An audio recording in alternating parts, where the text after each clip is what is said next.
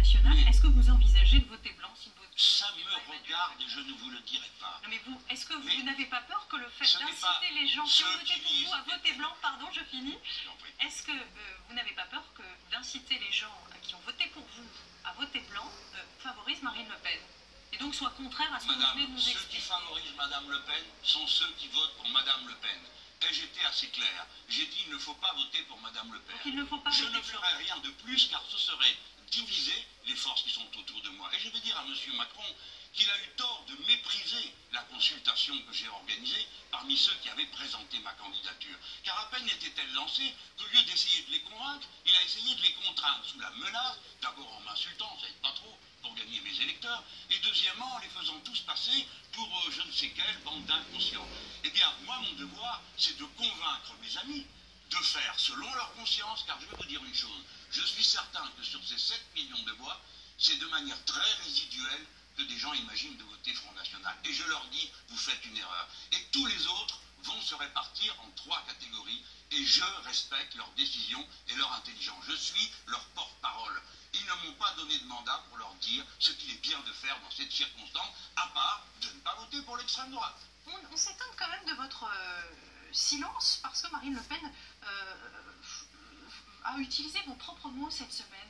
Elle dit dégagez-les, elle utilise vos termes, elle s'adresse aux Français insoumis et vous restez silencieux. Eh bien oui, parce que Ça vous dérange chacun pas? d'entre nous est capable, madame, mais pour qui prenez-vous les Français? Vous croyez que c'est un troupeau qui est incapable de se rendre compte que cette femme est en train de jouer un rôle? Mais j'en ai connu d'autres qui faisaient ça. François Hollande aussi disait je vais renégocier les traités, mon ennemi c'est la finance. Bon, alors il parlait le Mélenchon très couramment, il n'y avait pas besoin de mettre un dictionnaire pour traduire. Et il mentait, les gens le sentaient. Mais les gens voulaient se débarrasser de M. Sarkozy. Cette fois-ci, les gens voient bien qu'elle est en train de me copier. Mais combien de commentateurs, d'éditorialistes ont passé leur temps à dire que nous étions identiques? Ben maintenant, c'est à eux de faire le travail pour se rendre compte que ce n'est pas vrai. Quant à moi, je veux vous redire le fond de l'affaire. Je sais que tout va se jouer aux élections législatives. Je dis donc aux gens, à mon avis, la France va se débarrasser de Mme Le Pen à cette élection présidentielle.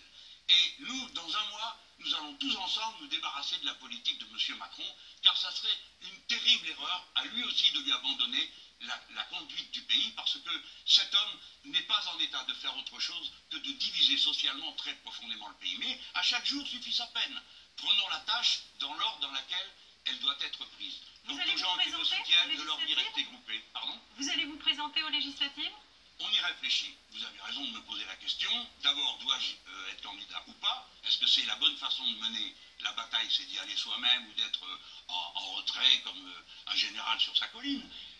Et si j'y vais, eh bien j'attends que des signes me viennent un peu des endroits où je pourrais aller, soit à Marseille, soit à Toulouse. Vous savez, à Marseille, nous avons la France insoumise et ma candidature est passée en tête quand même, c'est un beau symbole.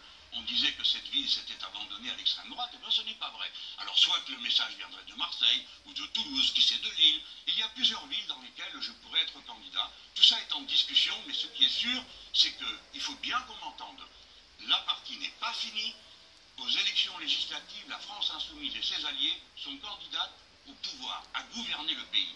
Car il ne suffit pas d'être élu président de la République, il faut encore avoir une majorité parlementaire. On l'a dit, vous avez rassemblé ou recueilli une voix sur 5 dimanche dernier. Est-ce que vous